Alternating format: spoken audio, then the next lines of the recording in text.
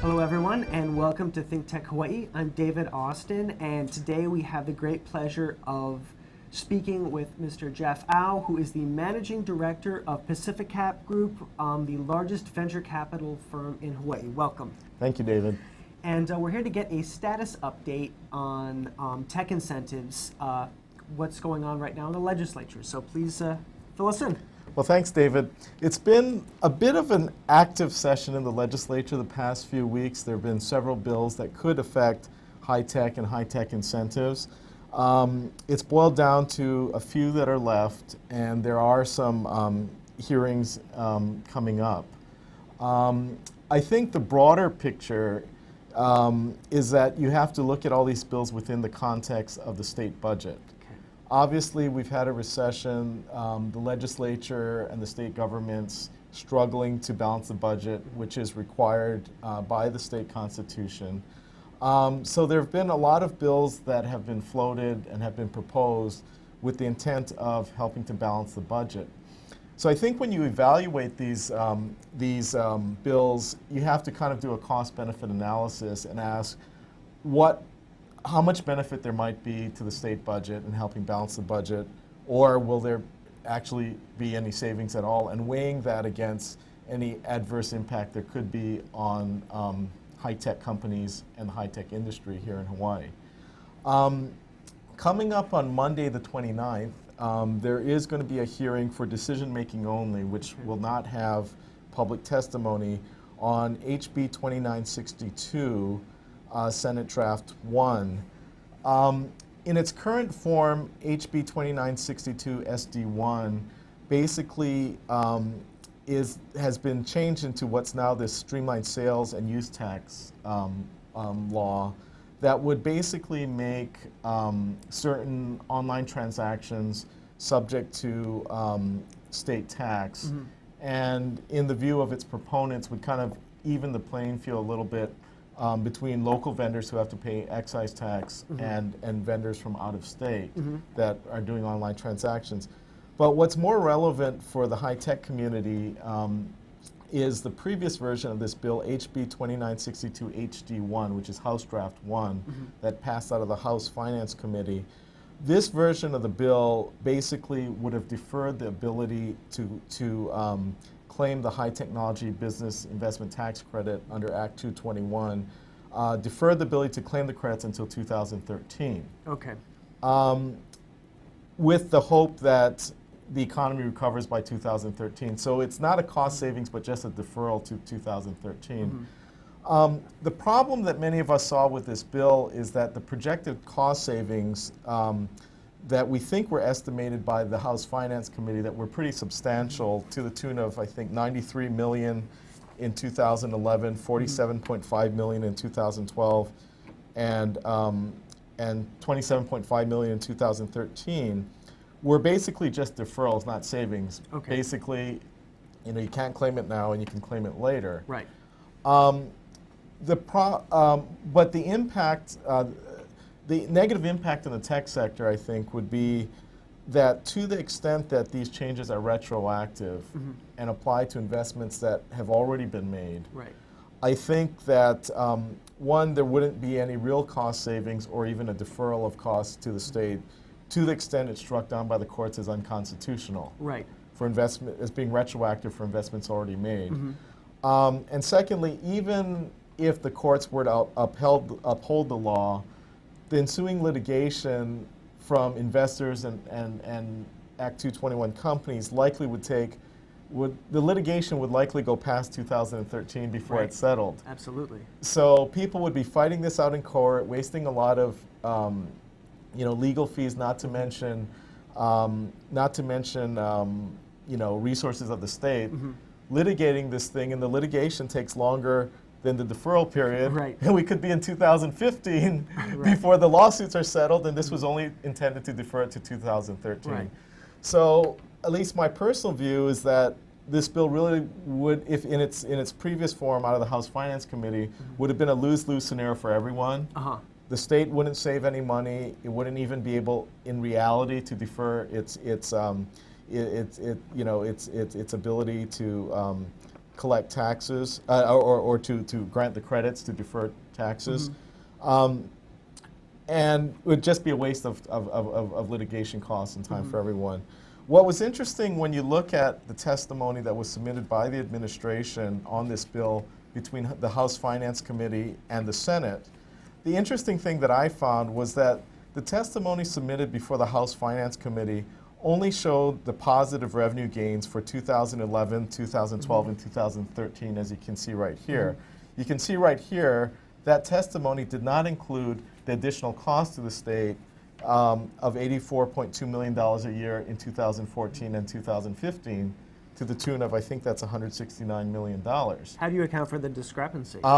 I don't know why there's a discrepancy, because you see that in the Senate testimony, you see there is the 2014 and 2015 revenue losses. That's very clear, and there's even a paragraph emphasizing it. I can't explain why there's a discrepancy here, but I think there's an interesting question as to whether the House Finance Committee, whether or not the House Finance Committee considered the last 2 years that aren't in the testimony from the tax department and the administration. Interesting. And whether they pass this bill out thinking it's going to save all this money when they only got half the story. I can't speak to why. All I can do is show you, it's right here, the testimony in black and white. That there's that discrepancy. That there is that discrepancy. But I think it's very important, no matter how bad the budget gets, I think the cost savings that are sought have to be real. They can't just be on paper. They can't just be estimates because somebody forgot to include 2 years of costs on the back end. And it can't be based on false legal assumptions that the state can save this money while ignoring the U.S. Constitution. Or the reality of litigation or potential litigation.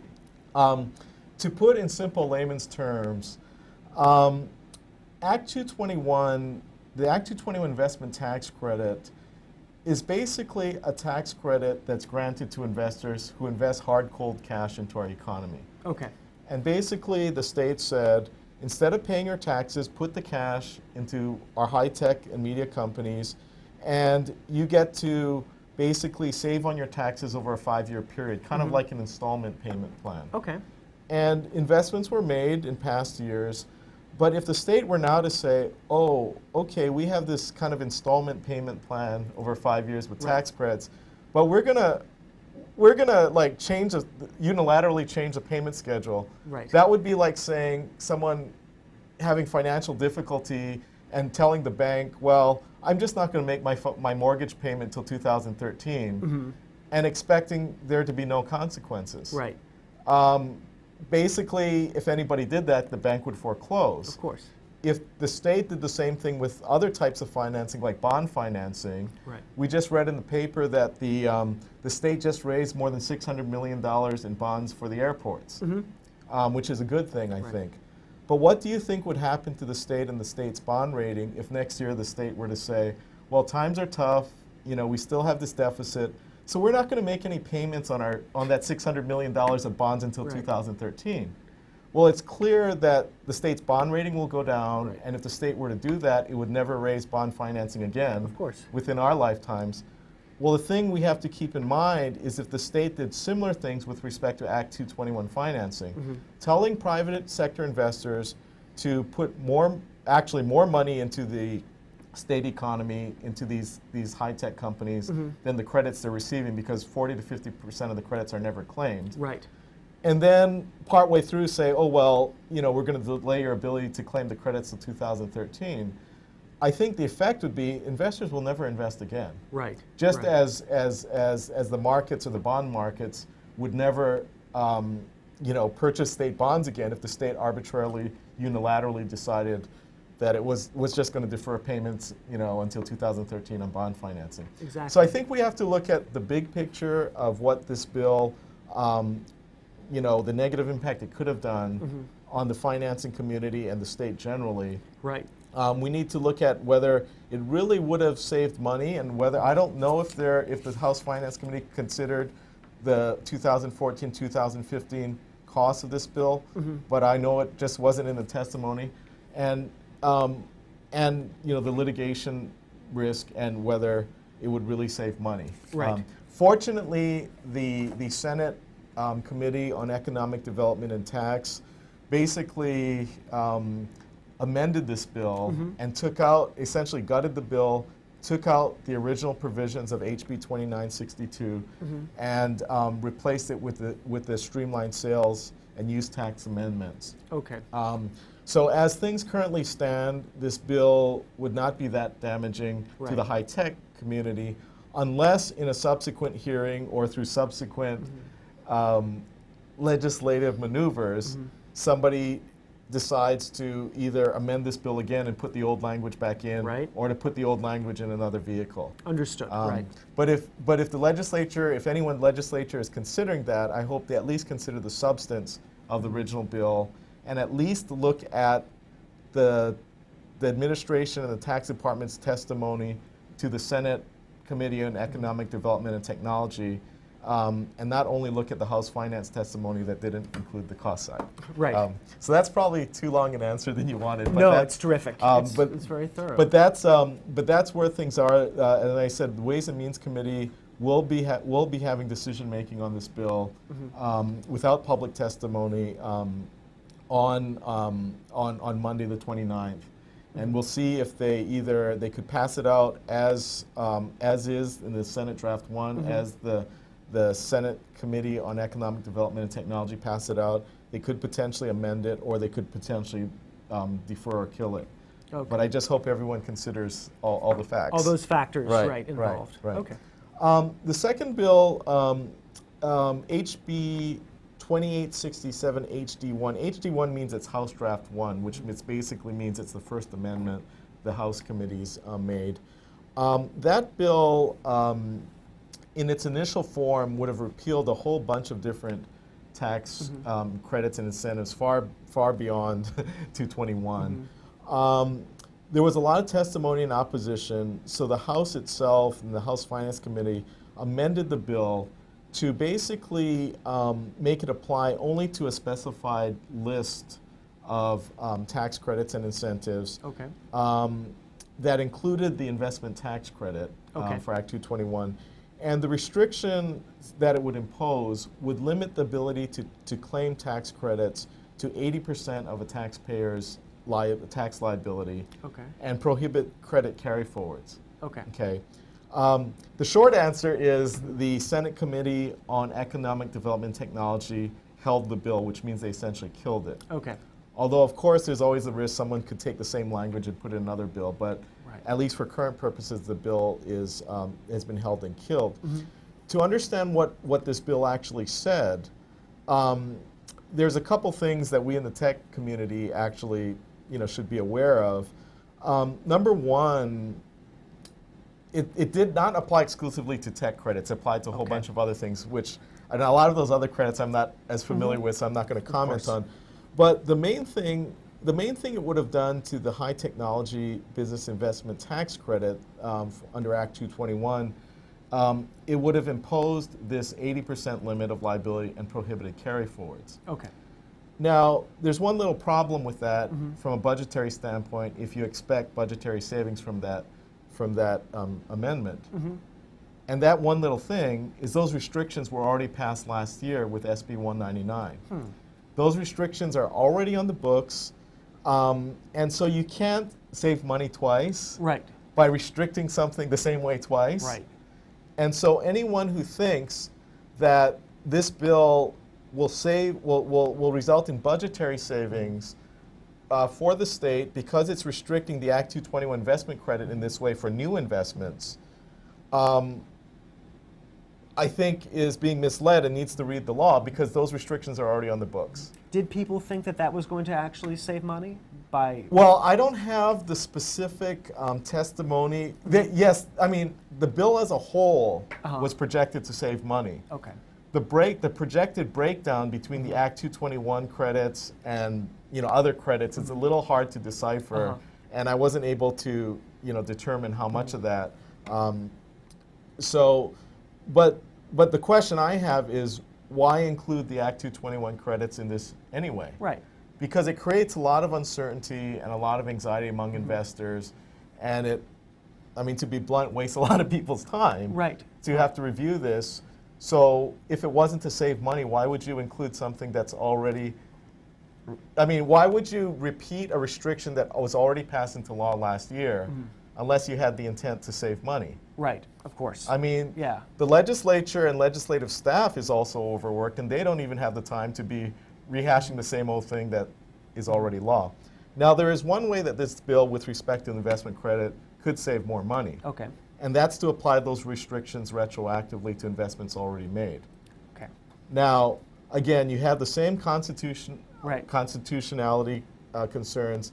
And in fact, the prior version of SB 199 last year in the legislature had those retroactive amendments.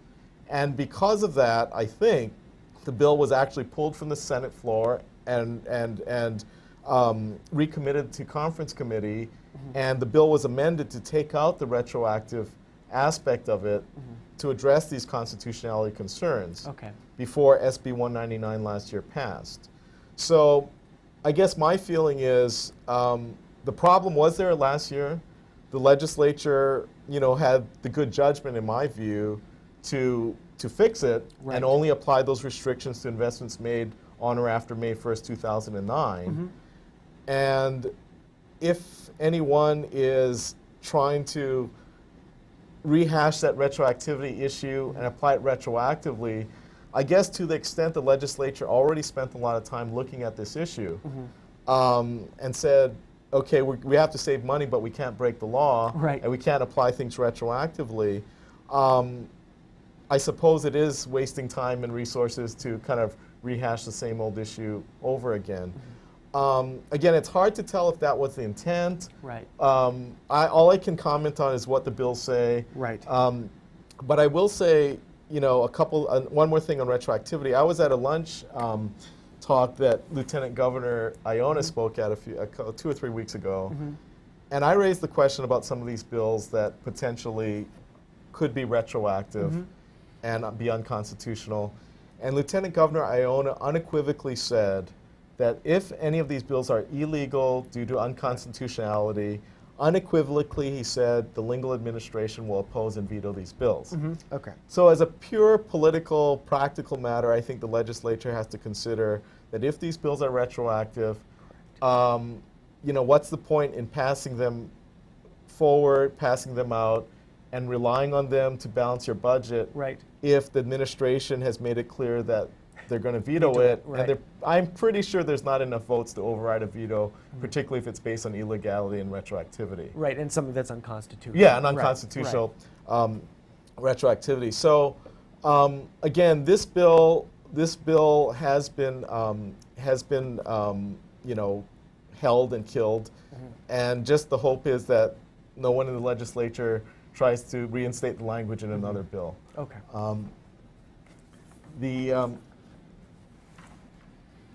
The next bill is HB 2984, and HB 2984 started on the House side, and it was amended once under HD1. Basically, the original intent was to extend the research credit, the 20% research credit under Act 221-215, to extend it a year. It's supposed to sunset December 31st, 2010. Okay. The original intent of this bill was to extend it another year to 2011, which the tech community, I think, pretty unanimously supported. And then, I'm sorry, I can't remember if it was House Finance Committee or the House Economic Development Committee amended it in the form of HD1 that decided to pay for this extension by restricting or actually terminating the investment tax credit early as of July 1st rather than December 31st of this year. Okay. Well, then that resulted in basically some divisiveness within the tech community for obvious reasons. The companies that use the investment credit but not the research credit wanted to keep the investment credit alive and not extend the research credit. The companies that use the research credit but don't use the investment credit, which tends to be larger companies that have the money to spend already, like defense contractors, they were pushing to extend the research credit, even though, the curtailing of the investment credit early might cause some smaller companies to go bankrupt. Right. So it became very divisive. And then the House Finance Committee came out with HD2, which is a House Draft 2, which actually, in my humble opinion, kind of made things worse. And because what HD2 did was, instead of just changing the sunset date and saying that the investment credit would sunset on June 30th, 2010, it changed the language to completely repeal the investment tax credit law, completely wipe it off the books. And that created all kinds of ambiguities and legal ambiguities that we don't have to get into detail about. But in a nutshell, it raised all kinds of questions of, well, is the intent to eliminate all the credits for people who have already invested? Right. Again, back to your retroactivity problem. Right. As a practicing lawyer, I can also tell you, at least for lawyers that don't practice within a few blocks of the tax department, right. that creates a lot of confusion because all of a sudden the law disappears from the books, right. the law disappears from the databases right. that everybody looks up when they're trying to do research for their clients. Right. And we're saying, what's the point of creating all that confusion? Right, right. I don't know the answer to that question or the motive or the intent of why HD2 came out to completely repeal the law. It also raises the question of, let's say somebody invested in 2008 and they have a few more years of credits and during the 5-year period. If you completely repeal the law, wipe it from the books, where's the legal authority for the tax department to administer the law? Right. Where is the legal authority for the tax department to make you do all these forms? And the tax department has absolutely no statutory basis to administer the law. Right. And so again, I don't know if the intent of this law in the House Draft 2 was intended, A, to be retroactive, B, was intended to create all this chaos legally, but all I can say, that would have been the effect. Right. Fortunately, the Senate Committee on Economic Development and Technology amended the bill to take out the repeal language on the Act 221 investment tax credit. So under the current version of the bill, the sunset date goes back to the original sunset date of December 31st, 2010, what everybody has been relying on. And basically, to make up the difference in the cost, they made passage of the extension on the research credit contingent upon at least one of two other bills that would raise revenue passing. And that's either the passing of the bill that would impose the streamlined sales tax, or alternatively an increase in the general excise tax. So the the Senate Committee on Economic Development and Technology, I think, took perhaps a more responsible approach that said, okay, if we want to extend the research credit, we'll find the money, but we'll do it in a real way, and we'll make it contingent upon those revenue-raising bills passing. If they don't, there won't be an extension. Right. But they didn't say, okay, we want to extend this, but to pay for it, we're going to retroactively change something or wipe something that's been on the books almost a decade, wipe it off the books. So that's a better solution. And again, if it passes as is, I think it'll be fine for the tech sector. The concern or uncertainty is if there are amendments, that either go back to the old version or change something else in a negative way. So those are at least the main bills that I'm aware of that would affect Act 221, Act 215, and investment tax credit. Bottom line is, if the bills in their current form pass, the tech sector, for the most part, should be okay.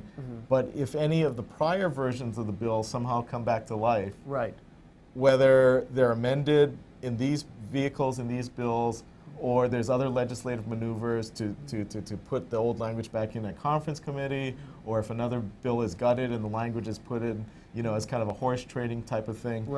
Any of those kinds of maneuvers would still be of concern. And I guess I would just ask, the people in the legislature to consider the substance of these laws and what they're really doing.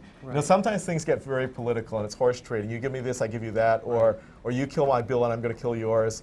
And I just hope that legislators would rise above the politics and look carefully at the questions of if legally and financially there really will be cost savings from these bills in their prior forms. Right. Otherwise, please don't create more unnecessary damage, to the state. There are a couple of other bills that I have here that could affect the tech and business community. If you want, I can comment on them. Yeah, absolutely. That aren't Act 221 per se. Okay, please. There were 3 bills introduced this session related to what people refer to as SPIF, or the State Private Investment Fund. Okay. And I don't know if you've heard of that or not. And in a nutshell, 2 of them are essentially dead, but 1 is still alive. And they essentially, in substance, said pretty much the same thing.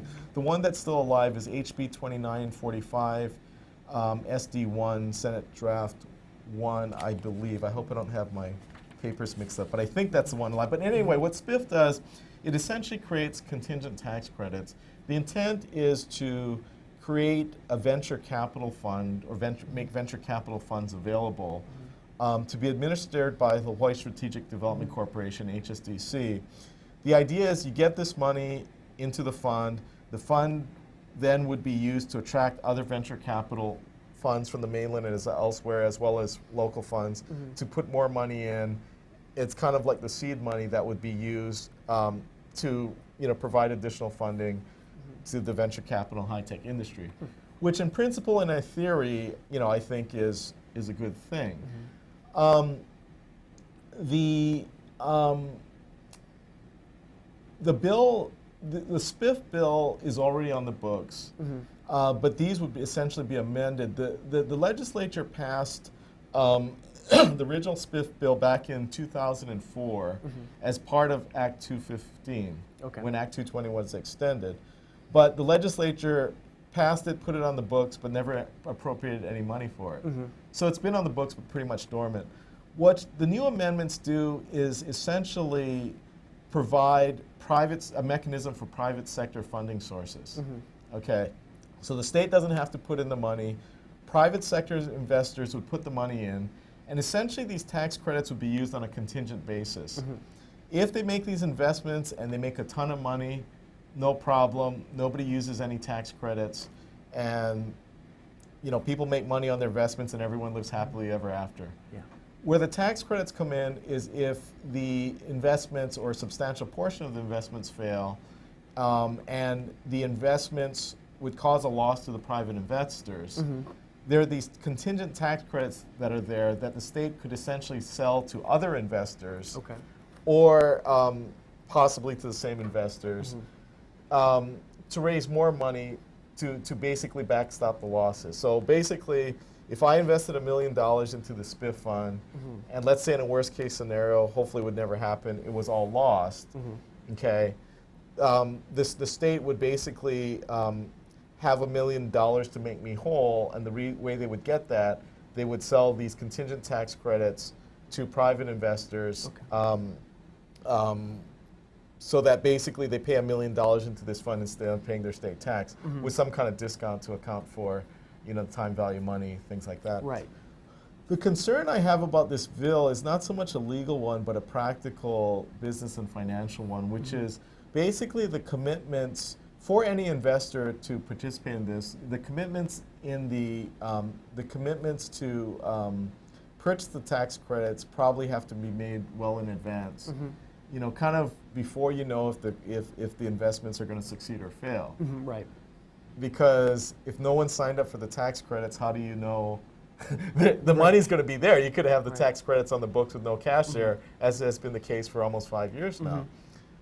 But the concern I see is after all of the attempts to restrict Act 221, particularly retroactively, both in this session and actually almost every year for almost a decade now, I've got to ask, what investor in their right mind would put millions of dollars at risk based on these tax credits without the fear that, a few years from now, the state would forget that they're putting cash in and say, well, we don't have money and let's repeal or restrict these tax credits. So the other bills we just talked about, I think, I don't know if deliberately or inadvertently, but in reality, just the fact that they've been in place so long and it's not the first time. It's probably almost the 8th or 9th year that there have been similar attempts to change things, sometimes retroactively, sometimes not, but basically change the law before the period it was supposed to run. I think it's going to be pretty tough to get investors, to step up to fund it.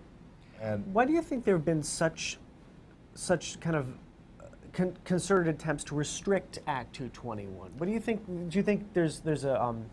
I'd just be curious to hear what your thoughts are on that. If you want a complete answer, I think you're going to have to extend this program by about 10 or 20 hours. But I will try to be brief. Okay. I think you have to look at a couple of factors. I have always contended that nobody can completely understand Act 221 if they just look at the financial and economic impact. Okay. You cannot understand the Act 221 story in Hawaii unless you also understand the political story and the role of the press. Okay. Okay. And I'll try not to comment or speculate on people's motives, but I can explain what historically happened. Okay. And what objectively has happened according to tax department data. Okay. Act 221 passed and became law, I think it was July 1st, 2001. And believe it or not, I wasn't that involved in the process to get it passed.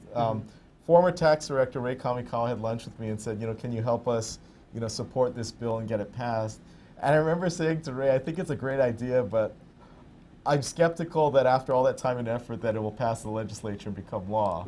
And so essentially it'd be, in my humble opinion, a waste of time, although I thought it was a good thing.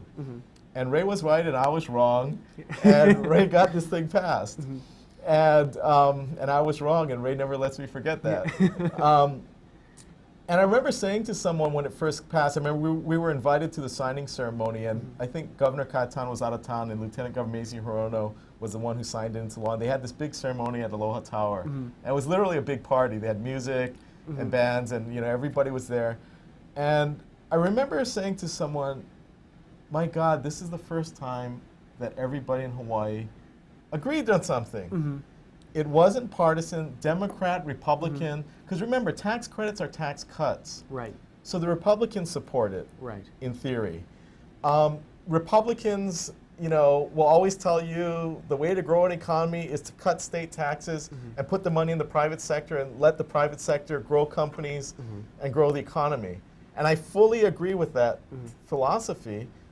And that's what Act 221 is.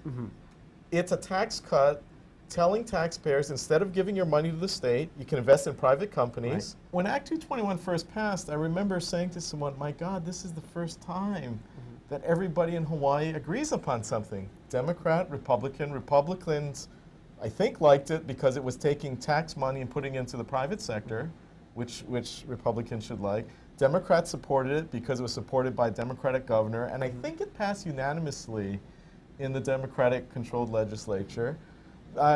Bishop Street liked it, high-tech companies, young companies liked it, old economy companies liked it. I remember at the time when it first started, a lot of the old kind of deans of the big banks in town were spending, and some of them retired, or the big companies, some of them were spending a lot of personal time mentoring companies, in addition to investing, trying to get tech companies off the ground. And for a while there, at least in terms of the atmosphere, it was kind of the golden age. Now, bear in mind, no investments had been made yet, or just a few investments, but there was so much enthusiasm and optimism. And there was I think what the difference between now and then, there's a real sense that our future was ahead of us. And there was so much optimism, people coming back home, and everybody was on the same page. And the governor, in her high-tech debate with Mazie Hirono, supported Act 221. And I think it's fair to say that the public record is clear that she supported it before her election. And I'll go as far as saying that I also had even some personal conversations with her and people close to her, and I thought we were all on the same page. And then I think what happened was a few months after the governor took office, essentially the administration did a 180-degree turn in practice. Now, they may publicly say that they've always supported 221, but I would say to people, just read the press reports and the comments that were made to the press. It's all public record. We've been keeping a file of these articles, and we literally have hundreds of articles in boxes like that of the amount of coverage there has been on this story. But we started to see really negative comments coming out of the press, but other than being negative, comments that really did not, in my view at least, comport with factual reality. Okay. Okay. And in a nutshell, there started this kind of negative press spin campaign started. I won't comment on why, and that's for the historians to look at. Or if somebody wants to do deeper research, I got a lot of files. But just say, I think historically, you can look, number one, at press reports and see this press spin starting, negative press spin, kind of around, I guess, early 2003. The governor took office at the beginning, was elected in 2002, and took office in 2003. The other thing that started to happen, which objectively is public record, we start to see these bills in the legislature proposing to restrict this, restrict that, and which then started to become divisive. Back then, people remember there was a lot of talk of urban legends, and urban legends were the stories that people told in the press and to the legislature, sometimes coming from state officials, that basically were urban legends that weren't true. About abuse this, abuse that. In some cases, the examples of abuse were just mathematically impossible. On the negative press spin, I think a good example there, I mean, I could go on for hours and hours, but perhaps a good example of this was I was at the hearing myself, where the tax director, Kurt Kafuchi, testified, and he was asked the question by legislators, well, how much abuse do you think there is? And audits. And I think his answer was that basically they had selected maybe about 20 claims for credits for audit, and maybe 20% of those warranted further audits, not that they were guilty, and this was the research credit, not the investment credit. Very next day, front page headlines, you can look it up in the Star Bulletin Advertiser, big letters, 20% of all Act 221 credits, and somebody used the word criminal even. Illegal, abusive, or criminal. They even used the word criminal when the tax director did not testify to, and I've had subsequent conversations with him. He's even told me, yeah, I was talking about the research credit, not the investment credit, and it was like 20% of 20, which is like 4 companies. And you have these huge headlines, and that's all people remember. And that's just one example. I don't have to go further. So you had this negative press and this kind of closed loop where legislators, in their defense, are busy with other things. They get a lot of their information from the press. There's this negative environment that starts to be created. There are these bills. There's these bills that are introduced to the legislature, some of which will be retroactive, some of which would have been, very destructive. So we have to, while we prefer to work with everybody and be collaborative, we have to vocally oppose it in the legislature, and that creates factions and divisiveness that just get worse and worse over time. In the legislature, there was a time back in the early years that the strongest proponents and the strongest defenders basically were the House Democrats, including the House Finance Committee.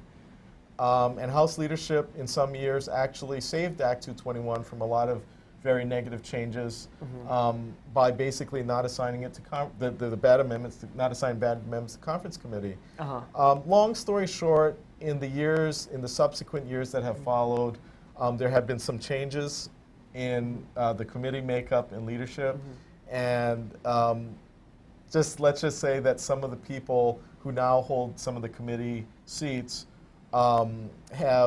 let's say, aren't as supportive of Act 221. And that's where some of this negative legislation is coming from. But I go back to the point that at the end of the day, what really matters is the economic impact on the state. Right. And all these political battles and whatever aren't as important, but if people want to pass legislation, at the very least, it has to actually save the money they're expecting. Right. It can't be illegal and unconstitutional. Right. I'll say one more thing about the impact of Act 221.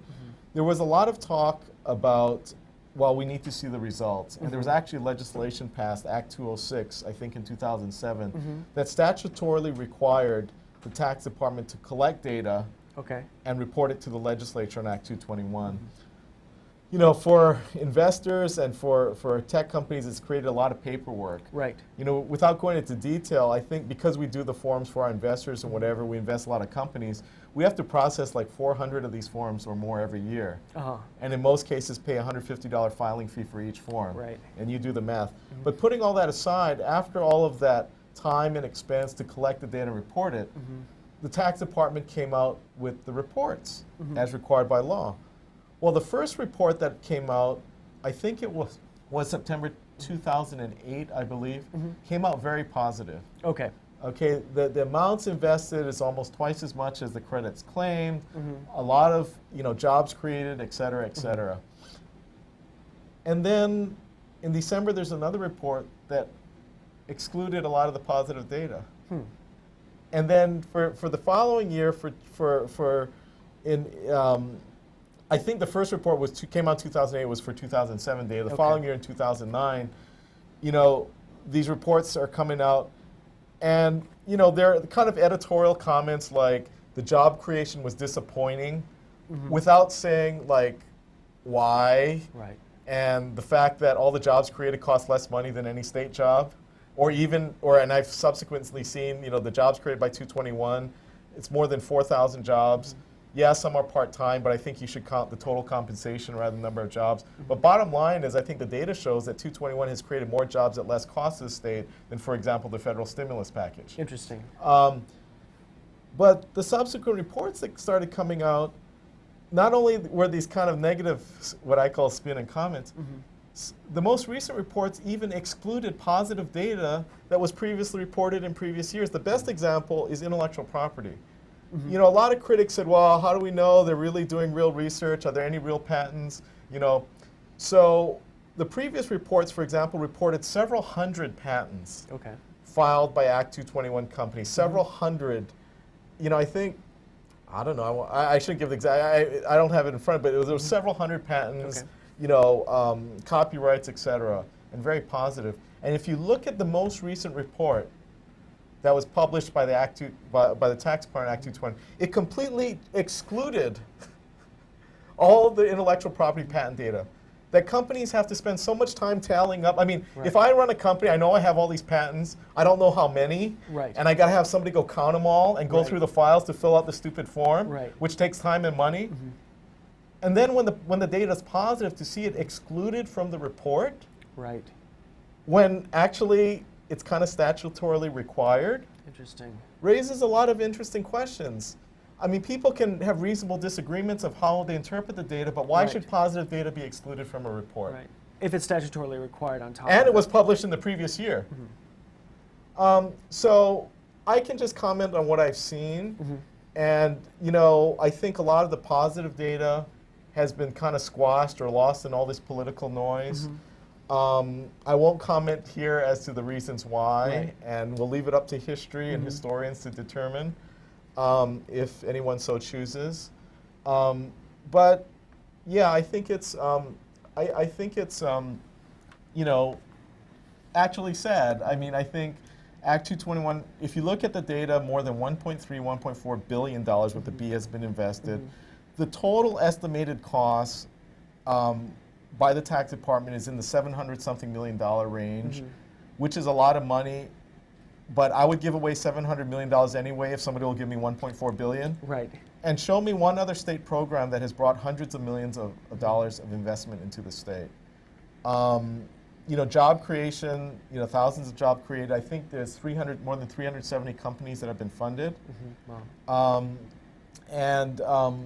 So I think the state's come out ahead of the game, but unfortunately, nowhere near the benefits have been really limited by this very negative environment that has been created.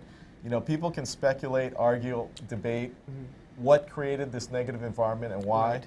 but I don't think anybody can deny that it's there. Right, right. And it's a very toxic environment that's been created that really is hurting our entire state's best hopes for the future and hurting a lot of companies that are working very hard with a lot of promise, you know, trying to do the right thing to diversify the economy.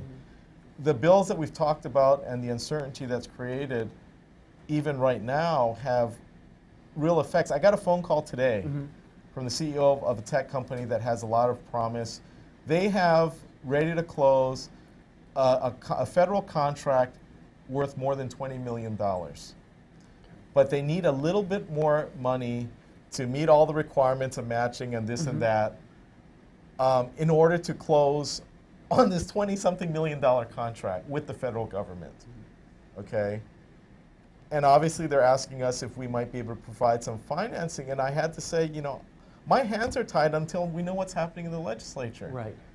We do have investors that could invest more, that would be interested, but I can't go to investors and say, well, invest more, but we don't know if the legislature is going to retroactively change the law and you're going to have to be spending the next 3 years suing the state. Right, right. And until this uncertainty is resolved, we can't help.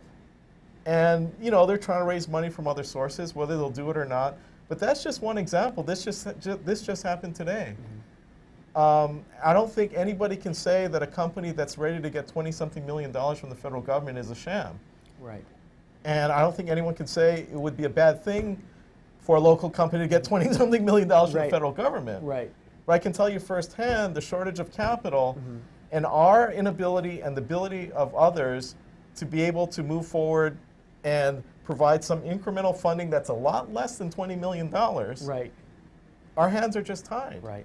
And I think legislators need to think about this and the impact, particularly if these same issues have been kind of trying to restrict and repeal 221 or cut it back retroactive. I mean, these are not new issues. Right. We've gone over them year after year after year after year, as recently as last session. And at the end of the day, we really have to hope that, you know, this negative environment, that we can overcome it and move forward, you know, after session closes or when we have, you know, new leadership at the state level. Do you see a change? Do you see us moving in a more positive direction with respect to this? Well, I'll give you my personal opinion. Yeah. My personal opinion, the jury's still out. Okay. I mean, our firm is taking a wait-and-see attitude. We have made more investments and follow-on investments in companies we've already invested in, trying to get them to break even in profitability. But since SB 199 passed, we've made no new investments. We are looking at diversifying our activities. You know, we are doing things outside of the state in China and Asia, and which has always been my interest, but to be honest, I've neglected a little bit because I've been spending so much time in Hawaii. Right. We are looking at other things as diverse as, you know, even distressed real estate. But there are a lot of opportunities out there, and there's limits on time. And at least my view on high tech is, one, at the very least, we have to wait and see what happens in this legislative session. But two, really, I think it goes beyond that.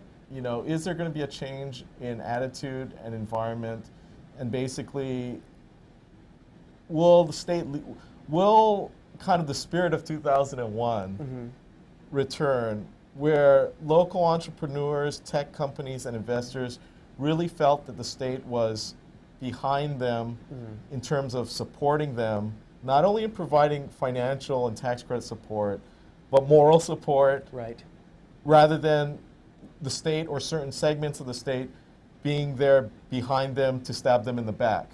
To create negative press spin that is factually suspect, to say the least, you know, is to suppress positive data that's statutorily required.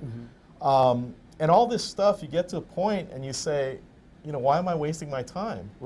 I mean, it's a big world out there. There's a lot of other opportunities.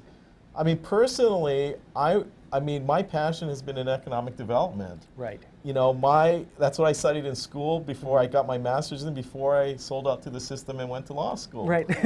And I've been interested in this stuff long before 221, but there's certain segments of our community that have made it so difficult and made the cost of time, if nothing else, so high relative to the benefits. Right. And have put the benefits, have made the benefits so uncertain. You know, you start to ask yourself, you know, why am I hitting my head against the wall? Right. So that's a long answer to, I guess, a short question. Speaking for myself personally, and I can speak for our firm, we're taking a wait-and-see attitude. The hope is now, you know, the hope is we understand the budgetary pressures the state's under, and that's legitimate. But I'd say two things. No matter how bad the budget gets, no matter how bad someone's economic, financial position gets, if I lose my job and can't pay my mortgage, have medical bills and debt, that doesn't mean that I can break the law. That doesn't mean I can sell drugs or rob a bank to pay my bills. And that doesn't mean I can violate the U.S. Constitution to pay my bills. Right. And it doesn't mean that I can unilaterally tell the bank that hey guys, I'm not going to pay my mortgage till 2013. And you'll get the money, don't worry. Although it's not clear if I'll have the money then, but that's okay, don't worry. So yes, the budget is important.